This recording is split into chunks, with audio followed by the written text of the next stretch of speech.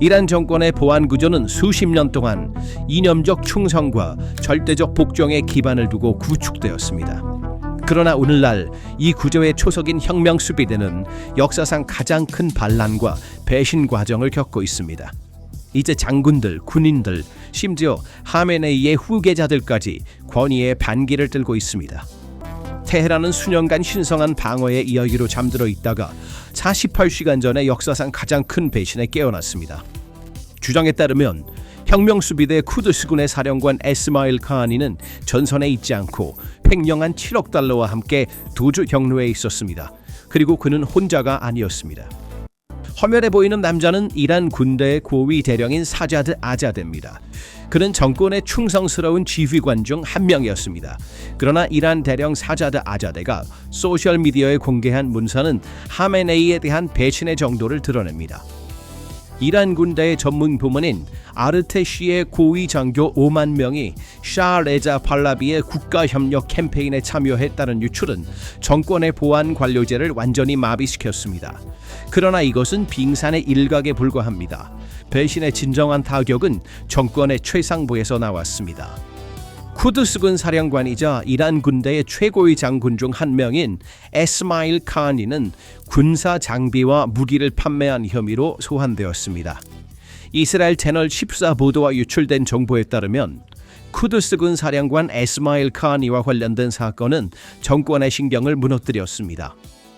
카하니가 전선에 있어야 할 때 정권의 그림자 경제를 관리하는 인물들과의 만남과 모스크바와 우즈베키스탄으로 7억 달러를 송금하려는 그의 시도는 군사 계급의 균열의 첫 번째 신호였다.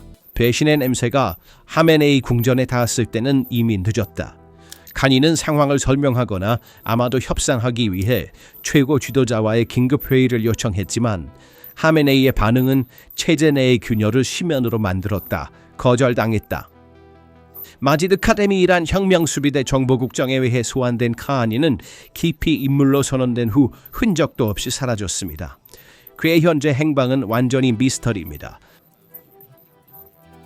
그러나 그의 파트너인 카말루딘 나비자데의 아내가 우즈베키스탄에서 수백만 달러 상당의 보석을 쇼핑하는 것이 발견되면서 돈과 아마도 도망자들이 이동한 경로가 명확히 드러났습니다. 그러나 배신의 규모는 카하니에 국한되지 않습니다. 하메네이가 터널로 도망가면서 당국의 행정은 셋째 아들인 마수드 하메네이가 맡게 되었습니다. 이로 인해 이란 군대 내에서 큰 충격이 발생했습니다. 왜냐하면 마수드는 거의 군사나 정치 경험이 없는 수동적인 인물이기 때문입니다. 모두가 알고 있는 진짜 후보는 둘째 아들 모즈타바 하메네이였습니다. 그는 정권 내에서 가장 강력한 인물로 혁명수비대와 정보 네트워크의 비밀 후원자였습니다. 그러나 행정이 무능한 꼭두각시의 지휘 아래 있는 동안 모즈타바 하메네이가 두바이의 에스크로 계좌로 15억 달러를 이체하여 탈출 전략을 준비한 것은 병정의 충격파를 일으켰습니다. 이 상황은 이란 군대의 전문 부대인 아르테시와 엘리트 정찰 부대에서 대규모 탈출을 촉발했습니다. 이러한 최고위층의 부패는 막사에서 조용하지만 치명적인 폭풍으로 변했습니다. 이란 군인들에게 지휘관을 도둑으로, 지도자를 겁쟁이로 본 그들에게 충성이라는 단어는 의미를 잃고 명예로 대체되었습니다. 이란 특수부대의 전 멤버인 자바드 사데기의 영상은 이 단절의 가장 구체적인 표현입니다. 사데기는 한때 자랑스럽게 입었던 유니폼을 가리키며 이 진실을 정권의 얼굴에 외쳤습니다. 여성들, 노인들, 젊은이들, 그리고 아이들은 아버지들, 어머니들, 그리고 동포들의 마음에 불타는 흔적을 남깁니다. 이것은 단지 한 병사의 도덕적 성찰이 아니었다. 그것은 이제 정권의 가장 정예 부대가 지휘 체계를 파괴했다는 선언이었다. 사대기의 사람들에게 무기를 겨누지 마라. 이 범죄 명령에 복종하지 마라. 라는 외침은 테헤란 거리에서 메아리치는 전투의 외침이 되었다. 그의 외침은 응답을 받았다. 그것은 개인의 각성이 아니라 군대의 제도적 기억의 귀환의 시작이었다. 사자드 아자데 대령에 의해 유출되고 반대파 소식통에 의해 확인된 정보에 따르면 이란 군대, 즉 아르테시 내의 붕괴는 예상보다 훨씬 더 큰 규모에 이르렀다. 정확히 5만 명의 고위 장교들, 이 거대한 그룹은 이란 군대의 지휘 구조의 중추를 형성하며 조용히 샤레자 팔라비의 국가협력 캠페인에 참여를 발표했습니다. 아르테시와 이란 혁명수비대 간의 역사적 적대감은 이제 정권의 종말을 가져올 전략적 함정이 되었습니다. 군대는 조국을 보호하는 것과 도둑질하는 성직자들을 보호하는 것 사이에서 선택을 했습니다. 그리고 이 선택을 가속화한 가장 큰 요인은 장군의 도둑질로 인한 경제적 파탄이었다. 군인들뿐만 아니라 거리에서 정권의 몽둥이 역할을 하는 경찰력도 붕괴되고 있다. 신원을 숨긴 이란 경찰관이 시위대에게 보낸 메시지는 하메네이의 궁전에서 두려움을 공포로 바꿀 만한 것이었다. 어떠한 상황에서도 거리를 떠나지 마십시오. 곧 우리도 합류하여 이 더러운 아야톨라들을 나라에서 몰아낼 것입니다. 이러한 발언은 정권의 보안기구가 더 이상 정권을 보호하지 않고 오히려 국민과 함께 그것을 전복하려 한다는 것을 증명합니다. 테헤란 중심부에서 제복을 입은 사람들이 하메네이 포스터에 불을 지르고 벽에 자베드 샤라고 스프레이로 그려 공포의 벽이 완전히 무너졌음을 보여주고 있습니다. 한편 테헤란을 떠나는 탈출 비행기의 소란이 가라앉으면 남겨진 장군들과 장교들이 마주할 장면은 빔 금고보다 훨씬 더 무서울 것입니다. 하메네이의 지역 최강 군대라는 동화는 기술적 파산에 차가운 벽에 부딪혀 산산조각이 났습니다. 에스마일 카하니와 모주타바 하메네이가 훔친 수십억 달러는 단지 호화 빌라로만 간 것이 아니라 그 돈은 이란 공군의 예비 부품 예산, 방공 시스템 UGB, 그리고 탄도미사일 연료비였습니다.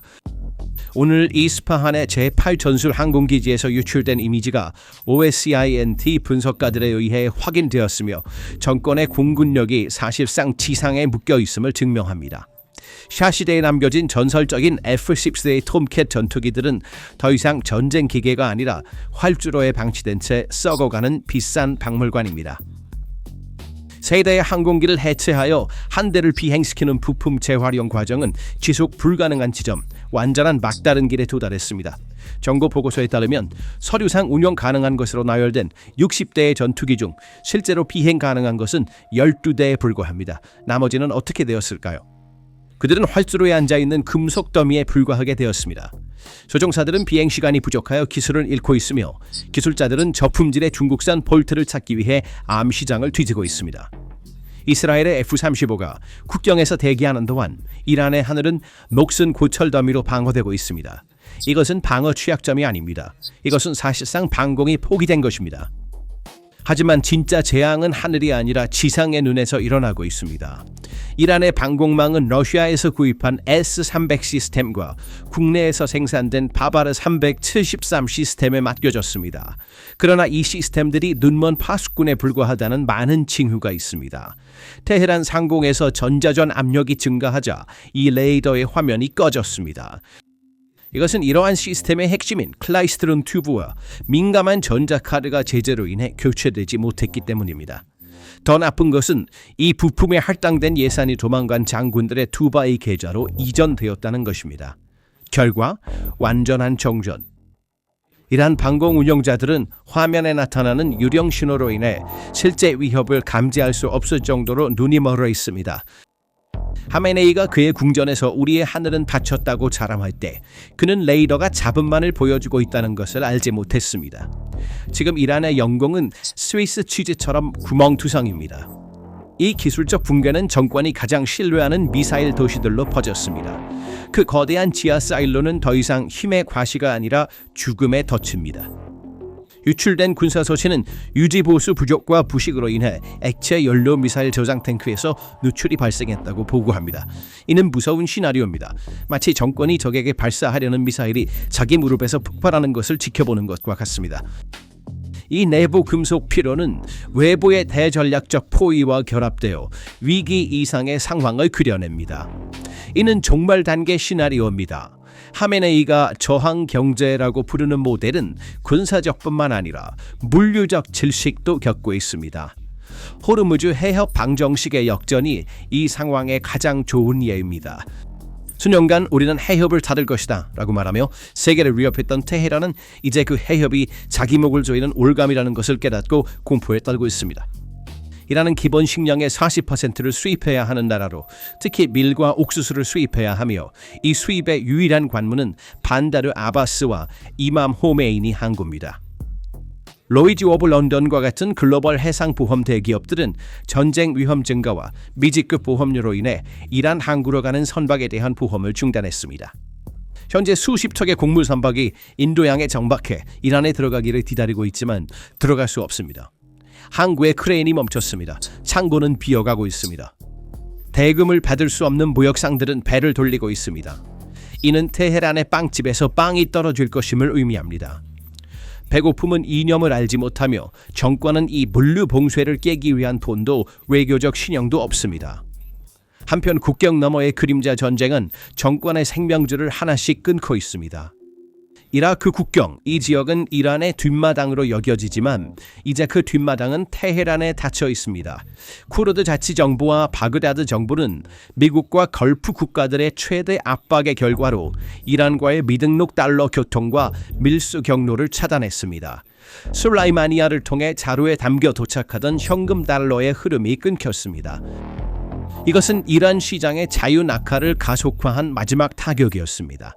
리알은 가치만 잃고 있는 것이 아니라 교환 수단으로서의 기능도 잃고 있습니다. 상인들은 물건을 팔지 않고 있는데 팔자마자 그들의 돈이 사라지기 때문입니다. 무역이 중단되고 물물교환 경제가 시작된 중세의 시나리오입니다. 국가의 무기가 이제 국가 자체를 향해 돌아섰습니다.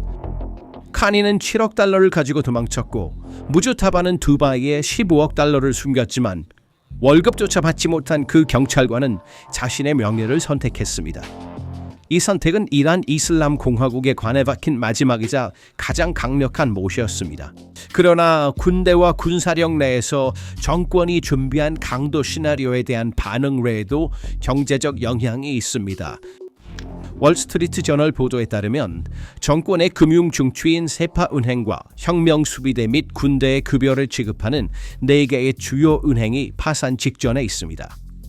하니와 무주타바가 국외로 밀반출한 수십억 달러가 시스템 내에 거대한 블랙홀을 만들었습니다. 금괴에 남은 돈이 없습니다. 급여를 받을 수 없는 군대, 굶주림에 굴복한 국민, 그리고 파산한 은행 시스템. 이 방정식의 결과는 명백합니다. 완전한 혼란입니다. 다음 단계는 배가 가라앉으면서 탈출이 가속화된 것이었습니다. 장군들뿐만 아니라 정치 엘리트들도 공황 상태에 빠졌습니다. 전 대통령 하산 로하니와 국회의장 모하마드 바게르 갈리바프의 가족이 파리의 변호사를 통해 프랑스와 독일에 비자를 신청한 것으로 드러났습니다.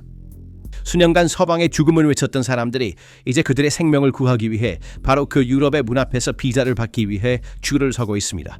그리고 맨 위에 있는 이름 1월 9일부터 메흐라바드 공항의 비행 데이터는 하메네이의 전용 항공기에서 비정상적인 활동을 보여줍니다. 정보 보고서에 따르면 하메네이의 플랜 B가 활성화되었습니다. 비행기들은 아마도 현금과 금으로 가득 찬 화물칸을 가지고 엔진을 가동한 채 대기 중입니다. 목적지는 아마도 모스크바일 것입니다. 아사드가 시도했던 것처럼. 정권의 엘리트들에게 이란은 더 이상 조국이 아니라 버려야 할 범죄 현장입니다. 이란은 외부 전쟁이 아니라 내부에서 갉아먹는 부패 괴물에 의해 황폐화되었습니다. 에스마일 카니의 7억 달러 배신, 무주타바 하메네이의 15억 달러 탈출, 그리고 자바드 사데기와 같은 수천 명의 명예로운 군인들의 이제 그만 이라는 외침. 이 모든 것이 같은 진실을 외치고 있다. 황제는 옷이 없고 국권은 비어 있습니다. 하메네이 정권은 국민에게 약속한 낙원을 훔쳐 두바이에 자신의 자녀들을 위한 낙원을 만들었습니다. 하지만 그들이 잊은 것이 하나 있습니다. 그들이 월급을 줄 수 없었던 경찰관들, 그들이 명예를 살 수 없었던 군인들, 그리고 그들이 빵을 훔친 사람들은 그 탈출 비행기가 이륙하는 것을 허락하지 않을 것입니다. 테헤란 거리의 자비드 샤 구호는 단순한 향수가 아닙니다.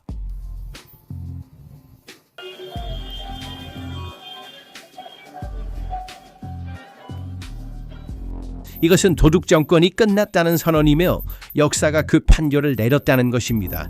설령 그 비행기가 이륙하더라도 탑승자들이 양심에서 도망칠 곳은 없습니다. 이제 큰 그림을 보세요. 위에는 돈을 챙겨 도망가는 엘리트 계층이 있습니다. 중간에는 부품 부족으로 날지 못하는 비행기, 눈이 먼 레이더, 내부에서 폭발하는 미사일 기지가 있습니다. 맨 아래에는 빵 없이 남겨진 사람들, 분노하고 잃을 것이 없는 사람들이 있습니다.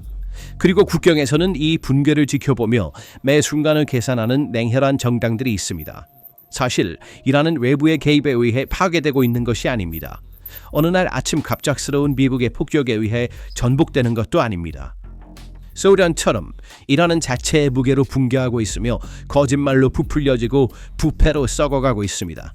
장군의 배신은 단지 시작에 불과했습니다. 진정한 끝은 녹슬어가는 F-14 전투기의 날개에 비어가는 곡물 저장고에 그리고 돈을 받지 못해 우라늄 농축을 중단한 과학자의 침묵 속에 쓰여 있습니다. 테헤란에게 위기관리의 시대는 끝났다. 이제 남은 것은 잔해 관리뿐이다.